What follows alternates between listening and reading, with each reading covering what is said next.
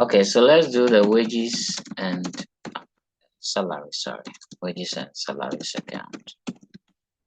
So there's an expense, right? So we'll look out for opening balances. And yes, we have an opening balance on 1st January 2015, but it happens to be an owing or arrears. So that will be a liability, right? So we put it at the credit side as balance brought down 560, and I want to believe the professors had it correct. Prof. Chan put it right there, good. Prof. Ella put it right there, great. The other professors are still processing their visa to submit it. Okay, so after the opening balance, we'll look out for how much was paid during the year. You don't have to look any further, but your cash book, you see it here, wages and salaries paid, right? And we debit that to the account. So cash book 14,800.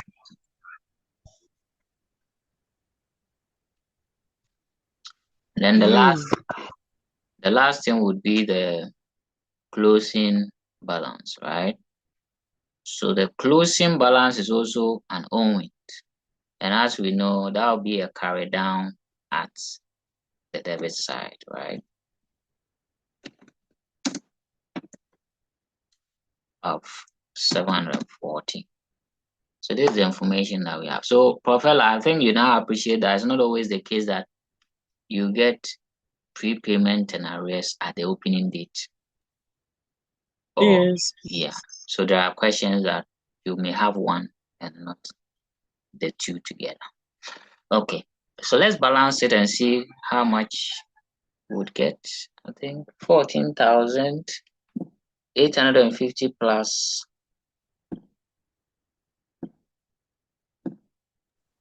15,590.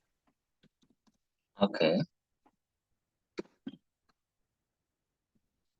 So what's the difference? 15,030. Okay, 15,000. So that represents how much you are taking to your profits loss account. Okay, and then we bring the, yeah, if you has a question, Prof, if you go ahead and talk to us.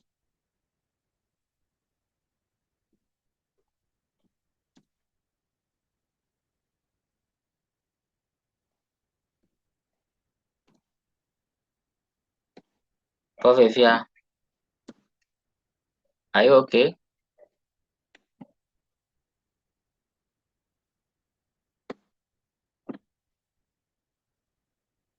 I thought Prof had a question, but maybe it's an error.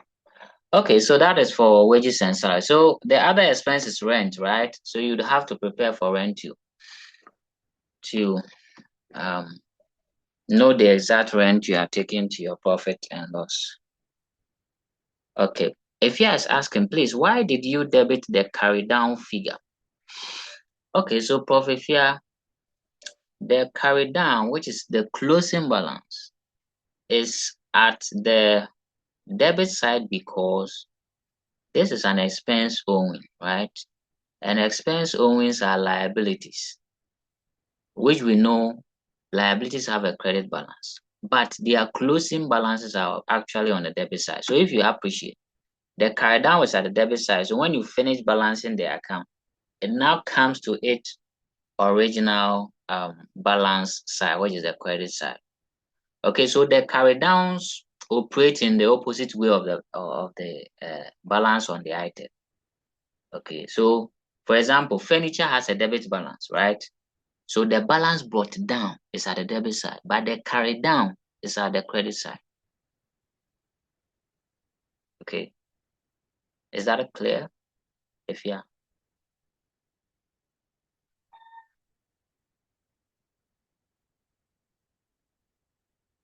Okay, if yeah is type.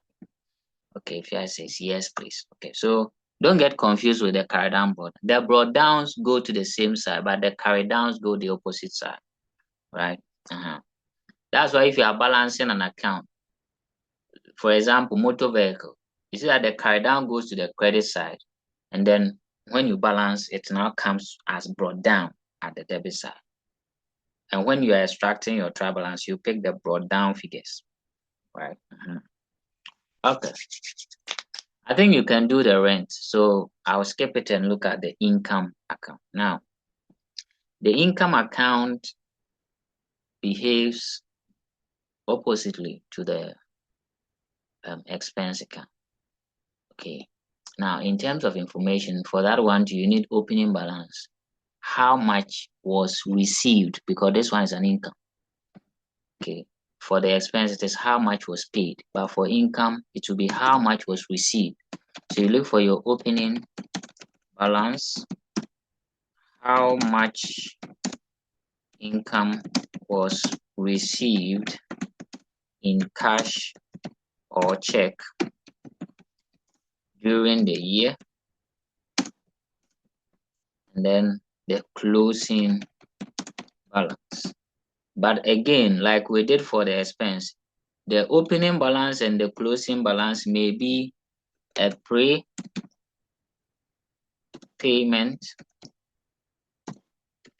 or arrears. Okay. Uh,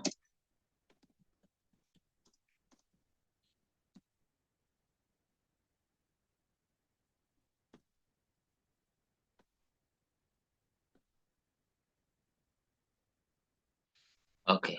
So we'll still go into the knowledge of expense prepaid, income prepaid, and those things. Right.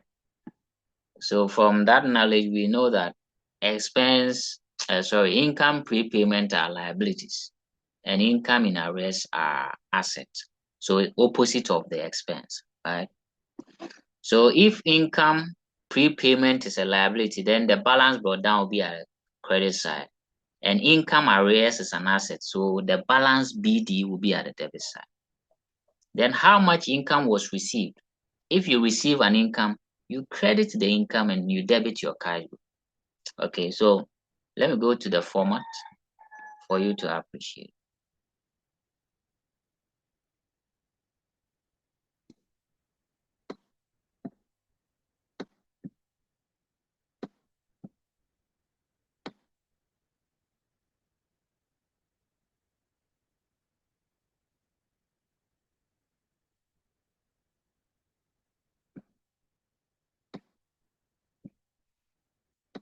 Okay.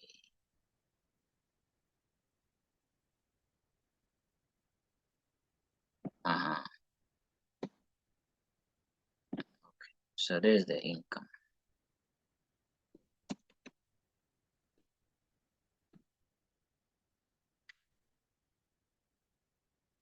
So it follows the principle for preparing the expense like we saw just a while ago. I want to get it closer to the expense so that you can do the comparisons.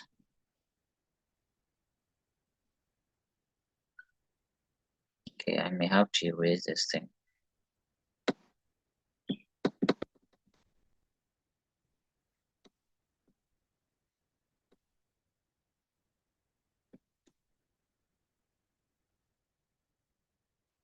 Okay.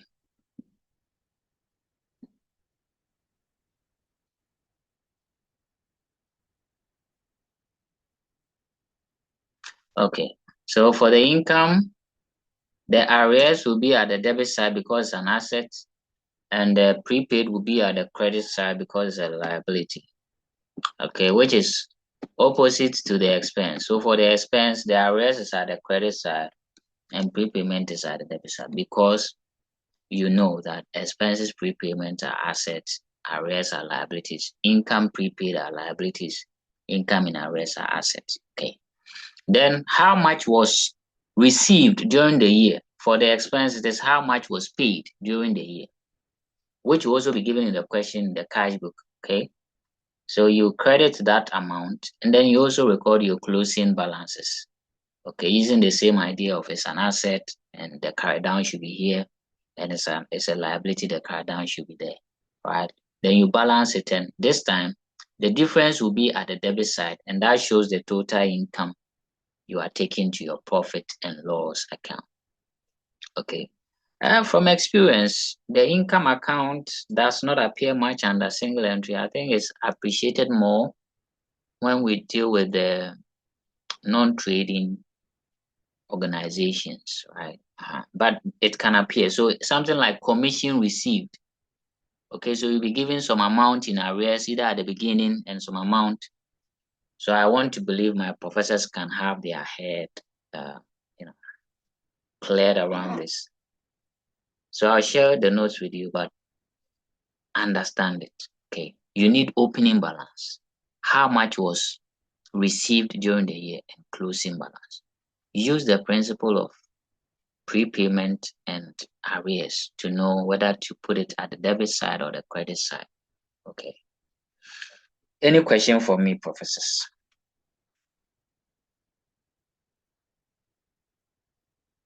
No questions. So that means that the outstandings for us to clear this topic will be preparing the cash book to determine the cash or bank balance. And then one last bit thing, that if you don't want to go through the long stretch of preparing your trading profit and loss account to know your net profit, there is another way of determining your net profit. And I think we'll do that, God willing, next week. Okay. And then I'll put in a summary of answering about 3 or 4 illustrations and a single entry, and then we'll wrap up. Okay. But what I've done is to be able to take you through bit by bit the various requirements. Ordinarily, they can give you the question and ask you to prepare your trading profit and loss account and your balance sheet. But the struggles will be that when you start your trading account, you need your sales. The sales figure may be missing. So you'd have to go and prepare the debtors account to get your credit sales. The purchase figure may be missing. So you have to prepare your creditors account to get your purchases. When you get to the profit and loss account, you might not know which value to pick for rent expense or whatever. So you may have to prepare your expense account. So that's the essence of it. In the balance sheet, you will need your capital under the finance by. Okay, the capital may be missing. So you have to go and prepare your statement of affairs. So that's the essence of this topic, single entry and incomplete records. I think at this point, I'll pause here. If you have questions, let me know. If not, I think we'll wrap up. 7 minutes to 10. We'll wrap up and continue our discussion, God willing, next week. So question time, professors.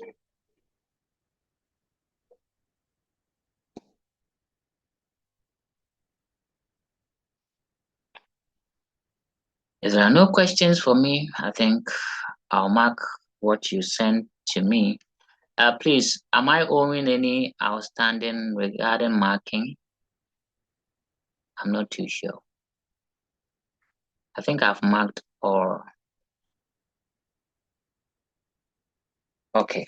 So I'll see if I can put in 1 or 2 illustrations for probably this time you prepare the statement of affairs, the debtors account, creditors account, and maybe an expense account for me.